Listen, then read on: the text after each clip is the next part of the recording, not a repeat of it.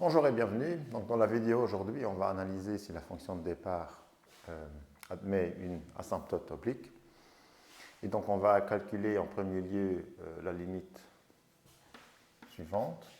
Donc limite quand x tend vers plus l'infini de la fonction de départ f de x divisé par la droite qui passe par l'origine x. Y égale x. Donc on peut réécrire en utilisant l'expression de la fonction. Donc on a ici limite quand x tend vers plus l'infini de l'expression que voici, donc x moins exponentielle de x plus 1 divisé par exponentielle de x moins 1, de tout divisé par x. Donc ce qu'on constate, c'est que, en fait, déjà, cet x-là, avec cet x-là, il va donc s'annuler.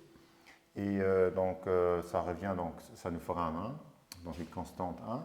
Et donc ça revient donc à analyser l'expression ici au numérateur avec le dénominateur x. Donc on va mettre un trait d'égalité ici pour avoir un peu plus de place. X tend vers plus l'infini. Donc on aura donc en premier terme x sur x. Puis il y a le signe moins. Donc on peut diviser l'expression en deux limites.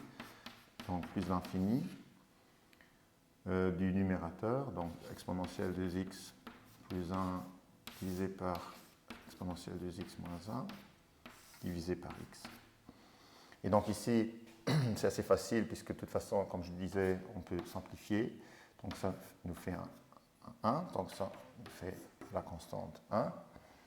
Et donc ici, on peut faire un calcul à part. Donc on peut d'abord appliquer ici la limite quand x tend vers plus l'infini. Donc petit calcul à part. Donc limite quand x tend vers plus l'infini de cette expression-là. Donc on peut la réécrire exponentielle de x, parenthèse ouverte, 1 plus 1 sur e de x, divisé par presque la même chose. Donc ici à l'intérieur, cette fois-ci, il y a un moins au lieu du plus. Et donc cette expression-ci tend vers 0 puisque l'exponentielle de x tend vers plus l'infini. Donc ça va vers 0. Ça également. Ici, on peut simplifier. Donc ce qui nous reste en fait, c'est la constante 1.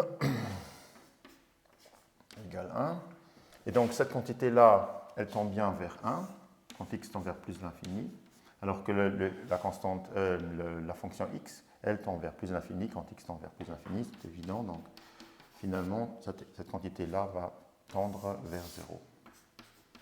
Et donc ce qui nous reste, c'est la constante 1. Donc on voit qu'avec le calcul, voici que cette fonction f de x, donc f de x admet une asymptote oblique du genre y égale x moins 1. Voilà. Merci.